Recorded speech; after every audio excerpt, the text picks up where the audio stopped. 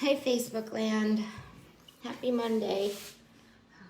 I'm a little disheveled. I just got back from a bike ride. It took a little longer than I anticipated. So I ran in and then I turned on the sprinkler in front of my house and got kind of caught in it because it's always a process with me. Welcome to Nightly Reflections with Yana from Recovery Fitness. Coming to you from my house, from my home. I'm giving a few moments for folks to join us. I'm a little out of breath here.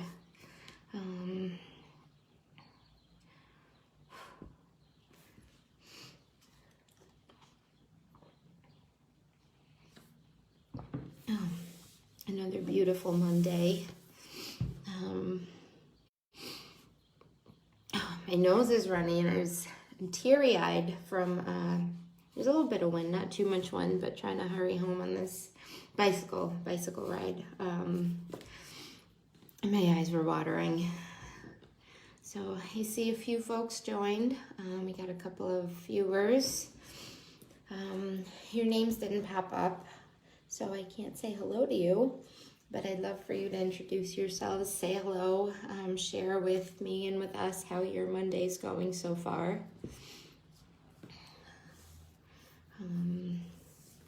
It's been an interesting day. I don't think we can get together or talk and not mention the Black Lives movement and the events of this weekend. So I wanted to touch on that. It's a really challenging time for us, for many ways, and I don't know that now is more challenging than it's been because I don't think there's been a lot of change. I actually want to share an experience with you guys that I had many years ago,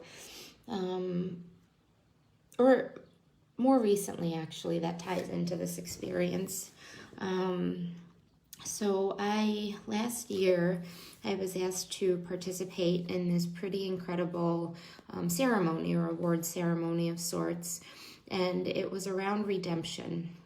And they were honoring people that have turned their lives around.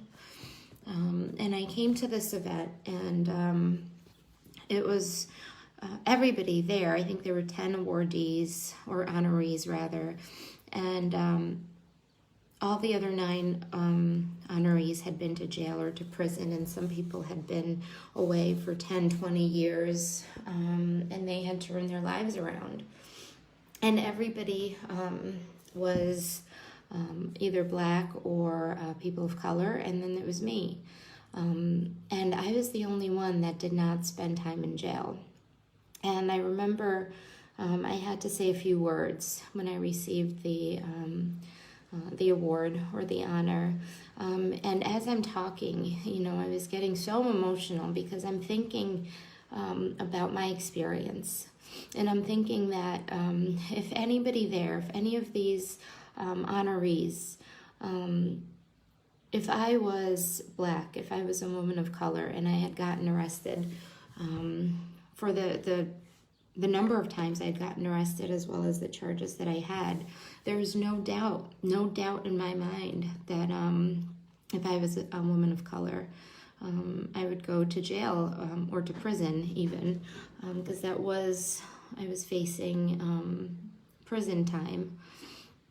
And it brought me to tears because isn't that the problem, right? I was getting this award and a lot of the conversation was about criminalization of Black and people of color. And here I am, a privileged white girl with a history of arrests, never spent any time in jail, and had the roles been reversed, it would have been very, very different. So one of the things, and I don't by any means want to say I'm educated. That's something that is going to be really important for all of us going forward as allies, is to educate ourselves on racism, on the history, not just this country, but our city, and to be informed, to know the language, to ask questions, and to not be afraid of difficult conversations. My team is not diverse. We are all, everyone that works at Recovery is Caucasian. So we have a lot to learn, and I'm not going to be here and try to speak to you from a place of, knowledge, because I don't know, right? I don't know the experience of people of color. I don't have experience because I came from a lot of privilege, right? I've had a lot of privilege in my life, from my history, right? My criminal history to just opportunities that I've been offered, that I've been given, with a criminal history, being able to gain employment, all these different things. There's so many. That's not the only one, but there's just so many. The opportunities that I've had are very different. So it's our responsibility to educate ourselves, to become informed, and to not shy away from difficult topics. Recovery stays out of controversial topics. We don't have an opinion on outside matters, so I can't comment to anything that went on this weekend, but I can tell you that we need to do better. As an ally, I need to learn. I have so much to learn, and so many questions to ask in order to be properly informed, right? So I know it was a really emotional weekend for the whole country, the world. We're in a lot of pain. Many of us are seeing truths that we've been ignorant to. And I use the word ignorant, and I want to kind of give you my definition of ignorant. Ignorant is lack of knowledge. Ignorant does not mean stupid. It means lack of knowledge. Many of us are not armed with the facts about what's going on in the world, right? And what other people experience.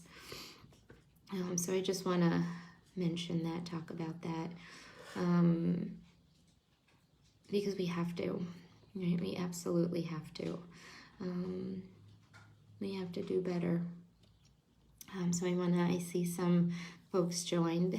Hi Meredith, hi Amber, Kelly, Mo, Alba. It's so good to see you. That was a few moments ago. I don't know if you're still on, but it's really, really good to see you on here. I haven't seen your name pop up in a while. Thinking about you and your beautiful family. Yeah. So just reflecting on today, I think there's a general kind of sense of sadness, sense of pain, and gratitude. I'm grateful that I'm safe. Hi, Amo. Oh, you have a badge designation. It says you're a top fan. That's super cool. Very excited there. Top fan. Love you and miss you lots. So I'm grateful today that I'm safe. I'm grateful that my friends and family, everyone's safe. I'm grateful for my dogs. They give me a lot of comfort and I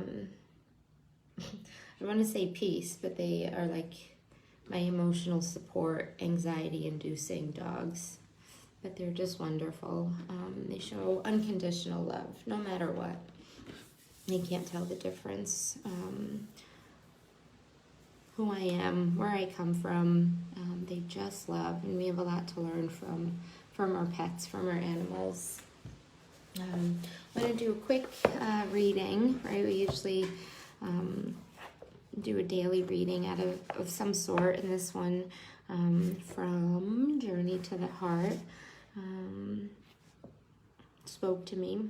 They usually always speak to me. So this one's on June 1st. It says, let your body lead you. We talk about this a lot. I don't know if some of this is repetitive, but using your body as a barometer, using your sense of self, your intuition to guide you, right?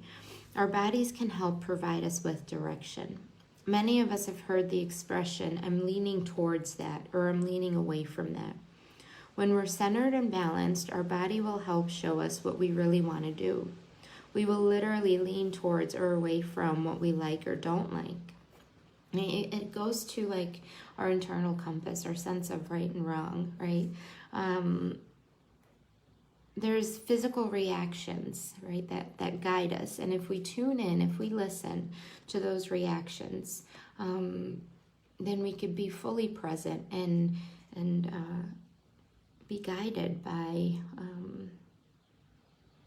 the world and the universe, and like this force of good, I like to refer to it. We've spent much of our lives forcing our body into situations, into energy fields and circumstances that it leaned away from, resisted, moved back from. Then we wonder why we hurt and feel uncomfortable. I know anytime I don't listen to that inner voice, to that intuitive thought, when I force situations, I definitely end up hurt and feeling uncomfortable. We have this, like, I don't know, so this is really silly, but many of you guys know I hurt my knee skiing some months ago, and it was because I was kind of arrogant and went along with my friends on a harder hill, and everything in me, like my body, my mind, my intuition said, don't do it, but every peer pressure, everyone went on the harder hill. They are very experienced skiers. This was my second time, right? And I went on this harder hill and I took a big fall and I sprained my knee, and I've been recovering now, I don't know, a number of months, three months or so. So like my body tells me, if I only pause, if I only listen to that inner voice, that guidance, I could avoid a whole lot of pain. The more we honor our body, the more it will help lead us. And the more it will become a natural guide helping us on our path, reflecting the desires of our heart and soul. The more we learn to trust our body, the more we'll come into harmony with our natural rhythms, the cycles and movements of our lives. This weekend, someone made an analogy that really stood with me. It was a bonfire. There was a piece of wood across the bonfire, and there happened to be a little ant that was walking across this piece of wood.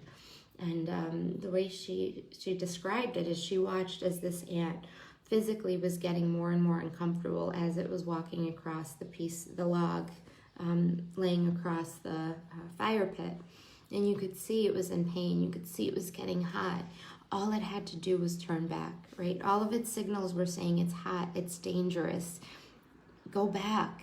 But this ant was on a mission, and the ant continued to go across the log until it got too hot, and until it got burned, right? And that's something, it was like a perfect analogy for recovery, perfect analogy for addiction. I just keep in active use, and sometimes in addiction, not because I'm in recovery, sometimes in recovery, because I'm in recovery doesn't mean that my life is like smooth sailing. I make all the right decisions, I do all the right things, but everything in my body, all the red flags are going off, the warning signs.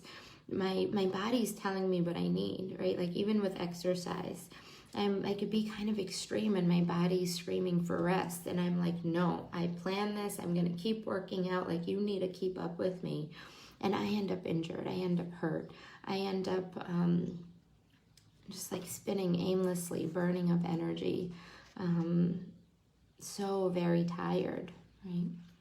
Learn to open to the subtle guidance and messages your body sends to you about what it likes, what it dislikes, what it leans towards, and what it leans away from.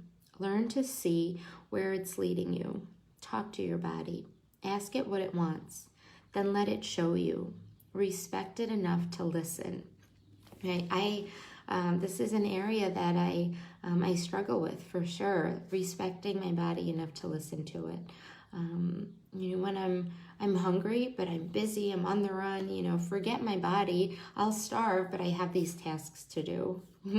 Or if I need, like I said, with exercise, if I need a day off, no, you better, get up and start moving. And it happens with people too, forcing situations. When my body's telling me maybe this isn't a safe person, so many times I've still engaged in a friendship and interactions with someone that my body told me was unsafe, right? So the more we connect our bodies, the more we will live connected to our hearts, our souls, and be guided by the divine.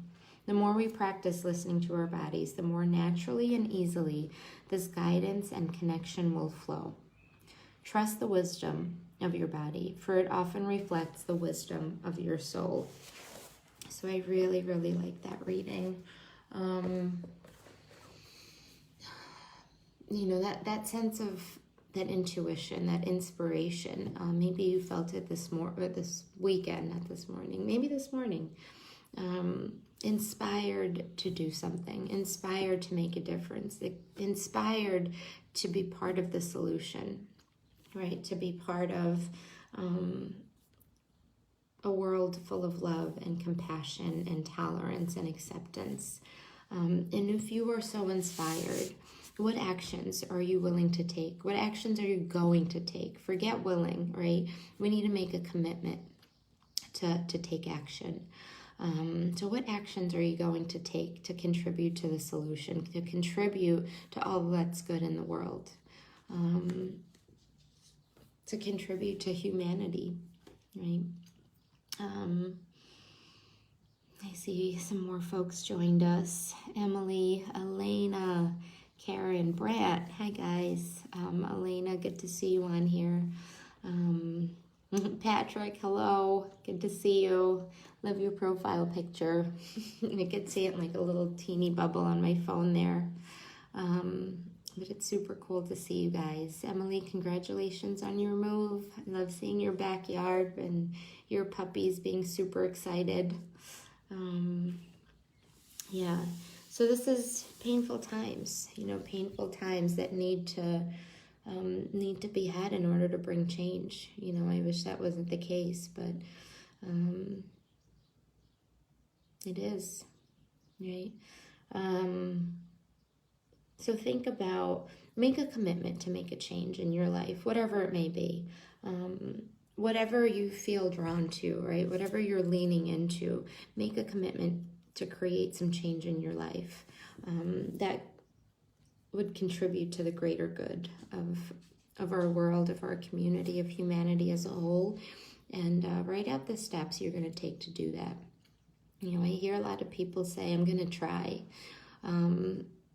But when you're doing it, when you're putting in the work, when you're making that list, you're not trying, you're doing it. You don't have to have this huge, accomplishment, like giant aha moment. Just put in the work and do your very best, right? We talk about, it's not about the end result.